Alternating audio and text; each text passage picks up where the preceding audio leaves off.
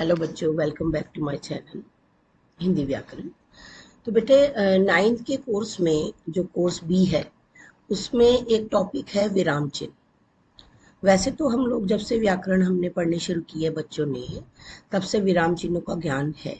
लेकिन कोई कोई विराम चिन्ह ऐसे होते हैं जिसको हमें बहुत ध्यान से प्रयोग करना होता है, कई बार हम भूल भी जाते हैं। तो अब उनकी पहचान करने के लिए आपके सीबीएसई का जब पेपर आता है तो उसमें ये प्रश्न आता है कि विराम चिन्ह लगाइए, विराम चिन्ह का नाम बताइए। तो इन्हीं सब की पहचान करने के लिए आज हम ये टॉपिक क्लियर करने जा रहे हैं जिसका नाम है विराम चिन्ह। तो देख लेते हैं। भाषा के लिखित रूप में विशेष स्थानों पर रुकने का संकेत करने वाले चिन्ह।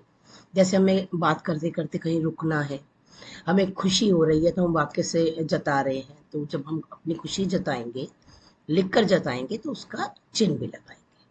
ठीक है, कहीं रुकना है, कहीं दो शब्दों को एक साथ बोलना है, कहीं दो वाक्यों को एक साथ बोलना है, तो इन सब के बीच में जो भी चिन्ह लगाए जाते हैं उसको विराम चिन्ह कहते हैं।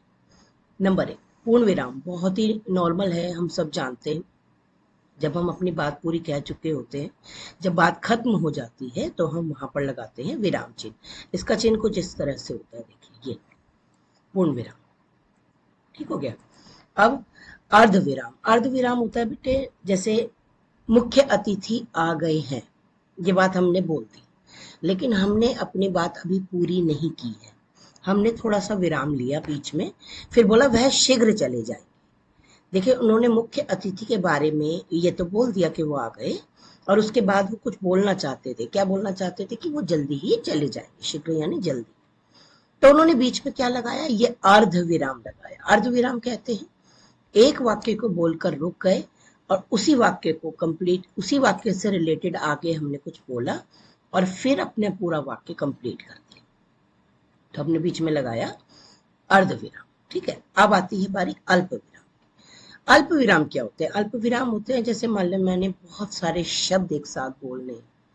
शब्द इन द सेंस, अगर मैं कहूँ कि notebook, pencil, pen, water bottle, मतलब जिसे कहते हैं पानी की बोतल, ये जो भी कुछ चीजें बहुत सारी एक साथ बोलनी है, तो एक साथ लिखते समय बोल तो हम रहे हैं, बोल कैसे रहे हैं? रुक रुक कर बोल रहे हैं। अगर देखिए यहाँ एग्जांपल देखिए, स्क्रीन पर दिया राकेश, मोहन, शीतल।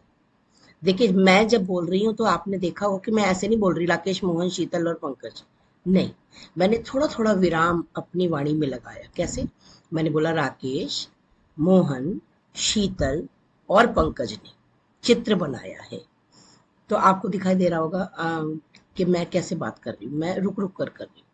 तो जब मैंने दो तीन नामों के बीच में थोड़ा सा विराम दिया, तो वहां क्या लगता है बेटे? वहां अल्प विराम लगता है, जिसको इंग्लिश में आप कॉमा भी बोलते हैं। ठीक है, नेक्स्ट। फिर आता है